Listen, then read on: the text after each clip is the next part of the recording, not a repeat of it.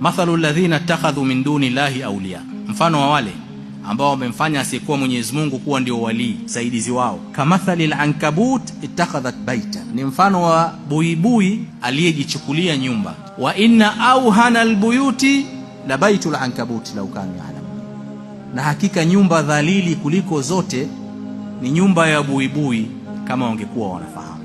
Allah subhanahu wa ta'ala ameitaja nyumba ya buibui kuwa ni nyumba dhalili kuliko zote.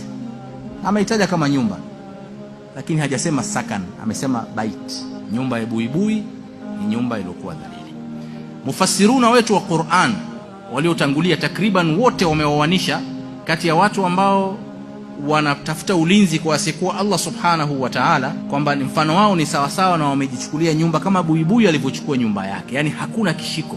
Buibui katika nyumba yake haimzui na jua, haimzui na mvua, haimzui na upepo, ni nyumba dhalili kweli kweli, haimsaidii kwa chochote. Ndio mufassirina wamezungumza hivyo. Kwa mujibu wa zama zao ni tafsiri sahihi kabisa. Lakini ndugu zangu Waislamu, katika zama tulizonazo, watafiti wamezama zaidi katika aya hii na kuiangalia nyumba ya buibui. Kwanza wamechukua kamathalil ankabuti takhadhat, manake buibui wa kike amejifanyia takhadhat, ni dhamiri ya kike, amejijengea nyumba. Na kweli utafiti umeonyesha kwamba anayejenga nyumba katika mabuibui ni mwanamke, umethibitisha hivyo. Lakini hiyo sio mada yetu. Wamekuja kugundua kwamba nyumba ya buibui sio dhalili kwa pamoja, kama vile kuna kupishana kati, kuna contradiction. Sio dhalili kwa maana ipi? Kwa maana ya jengo lile, kwa sababu zile nyuzi zile za buibui, zile silk, ndizo zina nguvu kuliko hata chuma cha pua. Sasa hivi wanaotengeneza mavazi ya bulletproof au nini, wanatengenezea nyuzi za buibui. Ukistretch hivi inavutika kwa jinsi unavyotaka wewe mwenyewe. Ni kitu imara kuliko kitu chochote ambacho kipo katika mgongo wa ardhi. Kwa nini Mwenyezi Mungu amesema hakika nyumba dhalili ni nyumba ya buibui? Wanachuoni wa sasa hivi wanasema ni yale yanayotokea katika nyumba ya buibui. Kinachotokea katika nyumba za buibui, ndugu zangu Waislamu, buibui anatengeneza ile nyumba mwanamke kwa lengo la kutafuta riziki, ni mawindo yake, na anamkaribisha mwanamume pale ndani kwa lengo la kuzaliana. Kwa hiyo wanatengeneza mitego yao, wanakamata wadudu, wanakamata riziki.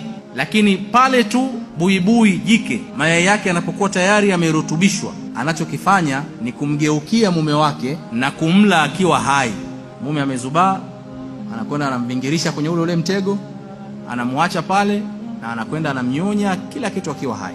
Tayari lengo lake la kurutubishwa mayai yake limeshapatikana. Jike akishatotoa yale mayai, akitotoa watoto wale wanajikusanya, wanamtegea mama yao, wanamuingiza kwenye mtego, wanamla mama yao akiwa hai vile vile. Wanabaki wenyewe, na wenyewe sasa nyumba haiwatoshi, wanagombea nyumba ya urithi ya matando ya buibui, wanauana mpaka anabaki yule wa mwisho anayebaki pale. Hiyo ndio maisha ya buibui katika nyumba yake. Na baadhi ya wanachuoni hao wanasema Allah alivyosema wa inna awhana albuyuti la baitul ankabut, hakika nyumba dhalili kuliko zote ni nyumba ya buibui, haikukusudiwa yale nyusi zake. Kilichokusudiwa ni ule utamaduni wa maisha wanayoishi mule ndani. Ni nyumba kwa ajili ya kutafutia riziki, kwa ajili ya kupatia watoto, lakini haina mapenzi, haina aina yoyote ya huruma mule ndani. Kila mtu anaangalia maslahi yake. Hii ndio nyumba ya buibui iliyozungumzwa vibaya na Allah subhanahu wa ta'ala. Mimi na wewe tunaishi katika nyumba gani za buibui? Kama hii tunayoiona, tumetengeneza nyumba yetu kwa ajili tuzuie na mvua na upepo, tupate riziki, lakini hakuna aina yoyote mule ndani ya mapenzi, huruma, lugha nzuri. Kila mtu anamvizia mwenzake. Mke anamvizia mume, mume anamvizia mke wake. Hakuna, yani tunaishi kama wapangaji mule ndani. Mradi tumezaa watoto, tunawasomesha, tunaangalia, ndio maisha yetu. Hatuna furaha ya aina yoyote. Nyumba zetu zitakuwa zina tofauti gani na nyumba ya buibui? Ni nyumba ngapi ndugu zangu Waislamu ambao zimetokea watu kuuana, kufanyiana masuala ya shirki, kufanyiana khiana za mitego mbalimbali, watu wanaishi katika paa moja. Kuna tofauti gani kati ya nyumba hii na nyumba ambayo Allah subhanahu wa ta'ala ameipigia mfano? Tujitathmini, tuone tunabadilika vipi ili tuweze kuishi katika nyumba ambazo Allah subhanahu wa ta'ala ametaka tuishi katika nyumba hizo. Hii ni TV Iman Tanzania. Elimu bila mipaka.